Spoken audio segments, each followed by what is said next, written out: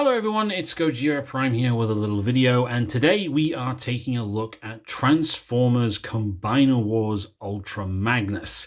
Now this version of Ultra Magnus is primarily based on the IDW version of the character from their comic book line, and as usual we'll start off with the vehicle mode, then we'll take a look at the robot mode, and we'll do some size comparisons. Before that, first of all, just to run through the accessories, obviously you get the main body of the figure, which is this bit here. You get two weapons accessories. And you also get this little car, which is Minimus Ambus.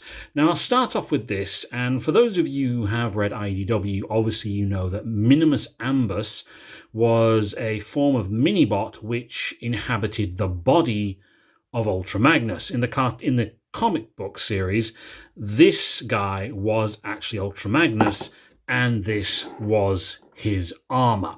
But there you go. So Minimus Ambus transforms into this little tiny car with an Autobot logo on the roof. Unfortunately, you can see his robot mode underneath.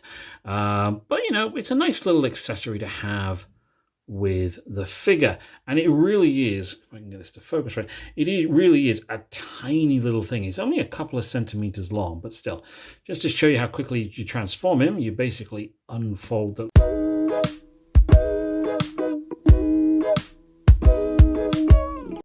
right. After breaking Minimus Ambus apart into every single individual component, because he's quite finicky, I was able to get him into robot mode, and this is his robot mode. It is really very, very tiny. There is no head articulation. It's just a solid piece.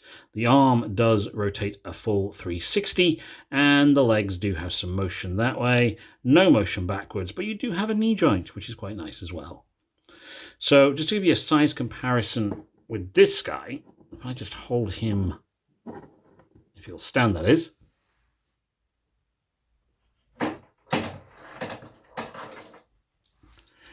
Okay, here he is with the MicroMaster Countdown, which came with Omega Supreme.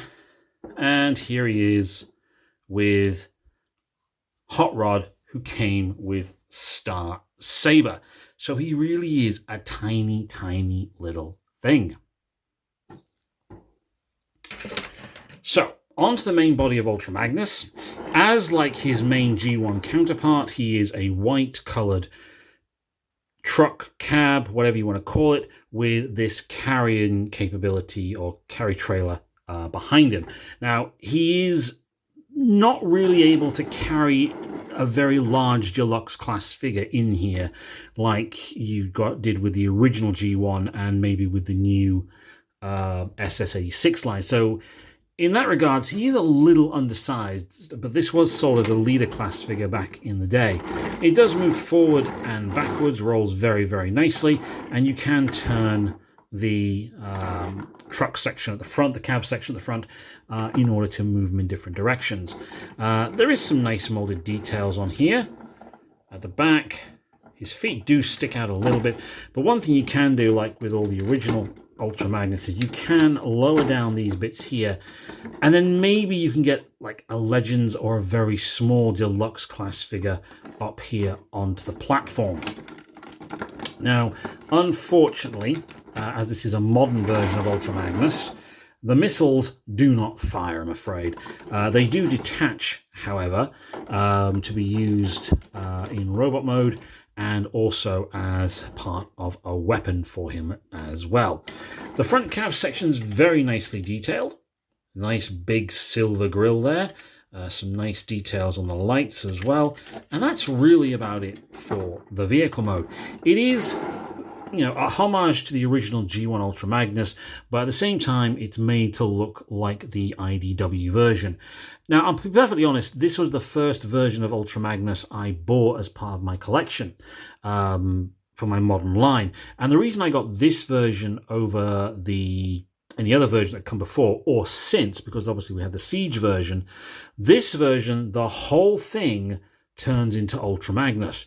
It's not that you have to take a small white robot and clamp armor onto him. This whole thing transforms into Ultra Magnus, and that's really, really cool. So what I'm going to do is I'm just going to pause the video, get him into robot mode, and then we'll take a look at him there.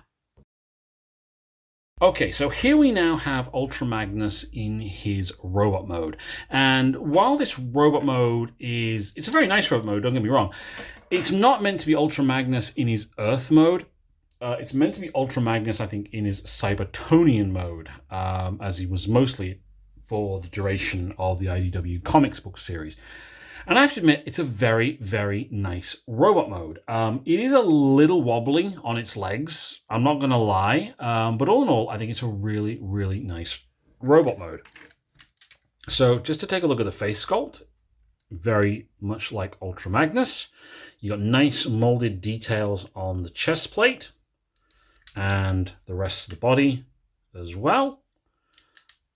The feet, I think, are probably the big problem for this figure because of just how they're made. He doesn't really have much support going this way back. So I don't know if there's a better way to have him than this, but because of how his feet are made, he can be a little bit wobbly. Now, as I mentioned before, the Minimus Ambus figure is meant to sit inside Ultra Magnus. And if I just pop open his chest here, just to show you the internal cab, where that goes. If you open it up like so, you can see Minimus Ambus in there controlling the armor. I'll just shut that back up and peg it back in. One thing I've noticed these days about a lot of these Combiner Wars figures is they creak quite a lot when you're moving them around. Now, the head on this is on a slight ball joint. It doesn't go all the way, or a hinge. You can look side to side like that. You got no movement up and down, which is a bit of a shame. The arms are on a ratchet, which will do a full 360. You do have movement at the elbow, and the hands are also partially articulated, with the 4 fingers able to open and close, which is a really nice thing as well for a figure of this time. The legs on ratchets will go all the way forward, and they will go a little way back, but not a great distance. And then you do get movement at the knee as well. So if you wanted, and if he's stable enough, you can get him into some very nice poses. Now, like I said, one of the reasons I got this Ultra Magnus figure is because the whole thing transforms into the truck, and vice versa, it transforms into the robot, which I think is really, really cool. It's got lots of nice molded details. The weapons accessories these are probably my least favorite things, because they're meant to be like 2 guns for him, but I would prefer if they just gave him the 1 gun to handle, if I'm honest. But you can put either gun into the hands. So if you just open them up, like I say, he's a little unstable because of his feet. And he's meant to be able to just hold them. So you can hold 1 gun there. Open his hand up. And then you've got the other gun there. And then he's got both weapons in his hands there. Which looks kind of nice, but I still prefer it where he's just got that singular big blaster cannon, that like white cannon that you got with the original toy in the SS86 model. Now, these can also combine together, and if you stick them like that, you get a kind of staff. And then if you take off the missile accessories, like so, you can then plug them into this section here,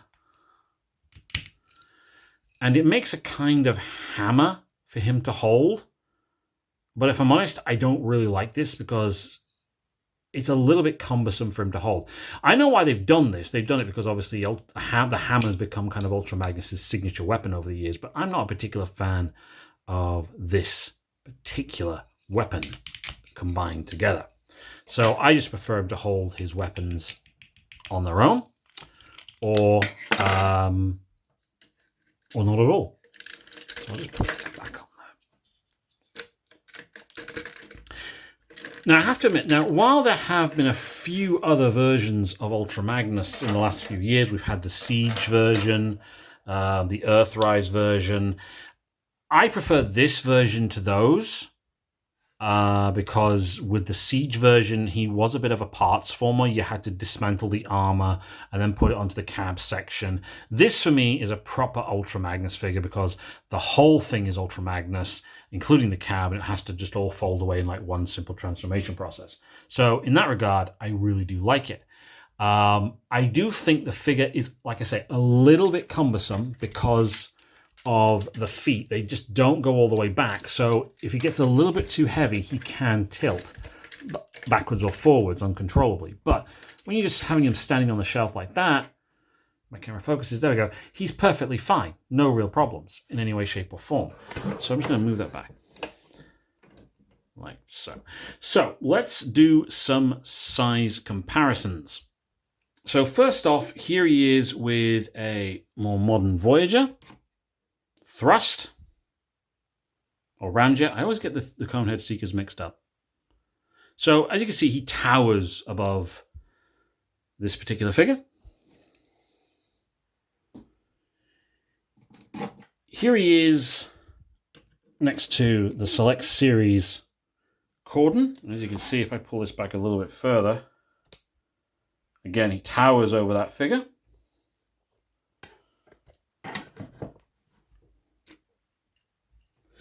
And then finally, well, the only real comparison that matters, I think, ultimately at the end of the day with this guy, here he is with the SS-86 Ultra Magnus. And you can see the massive difference between these two versions of the character.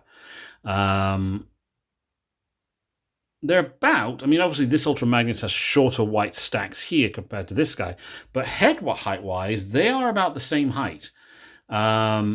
Obviously, this one has far more bulk, and if I'm honest, the plastic quality on this one is far better than this one. The plastic on this does creak a lot, and it just feels a little bit cheap, but maybe that's just because it's, you know, it's getting on a bit now as a figure, and it's about, what, 10 years old? Maybe. Might be a little bit wrong there. But yeah, there's obviously this is a much higher quality figure than this one. At the end of the day. But yeah, they're about the same height. And this is a command class figure. Well, this is a command class figure because obviously the transformation is a lot more complex than this one. I mean, I don't do transformations on screen, on camera, because I'm terrible at them. This one can be a little bit finicky because of all the tabs you put in place. But this one is 10 times simpler to transform than this one. I'm not going to lie. So, is Combiner Wars Ultra Magnus worth getting? Well, if you're an Ultra Magnus fan, then yes, obviously he is worth getting because it's an Ultra Magnus figure. So you're going to want to own as many Ultra Magnus figures as you can get. If you're a general Transformers fan and you just want to have a good version of Ultra Magnus, I think this is probably a good idea. The SS-86 figure, despite the fact that I think it's a higher quality figure, it looks a lot better than the Combiner Wars version here. It's a lot cheap. This version is a hell of a lot cheaper. You will find this version, I still think, on the secondhand market for a good price. The Ultra Magnus figure, you are going to be looking at paying three digits, three numbers for, probably over £100. But the transformation process for the SS figure is so long-winded and so complex. This version, while it's not as high a quality a figure, it still looks really, really good on the shelf. The transformation process is much simpler, and the vehicle mode is very nice as well. So I think this is still worth getting. If you don't want to fork out the money for an SS figure, have a look at this guy. I don't think you'll be disappointed. It is a very nice figure at the end of the day. And I do think it's better than the Siege version still, because it is just one figure, one transformation process. You're not having to put armor bits on him all the time, aside from these missile things. So, let me know in the comment section what you think. Do you like Ultra Magnus Combiner Wars? Did you hate it? Have you had it? Did you upgrade? Did you trade it? What did you do? Let me know in the comments section. Please hit like, hit subscribe, and thank you very much for taking the time to watch this video.